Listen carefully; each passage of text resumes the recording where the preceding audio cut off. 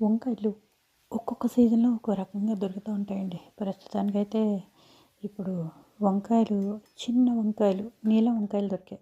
ఇంకా వేసవికాలం వస్తే ఇవి కూడా దొరకవు. ఎందుకంటే చిరు చేదు వస్తాయి, గిడస పారిపోతాయి కాయలు.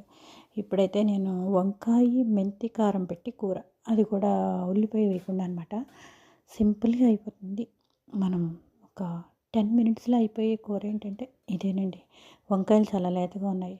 ఇట్టే మగ్గిపోయి కొంచెం మినపప్పు, మెంతులు కొంచెం ఎక్కువ వేశాను. మిరపకాయలు కారానికి తగ్గట్టుగా అనమాట. అయితే చింతపండు వేయటం మర్చిపోయాను. చూపిస్తున్నాను మీకంతే. బానే ఉందండి. చింతపండు వేయకపోయినా కూడా బానే ఉంది.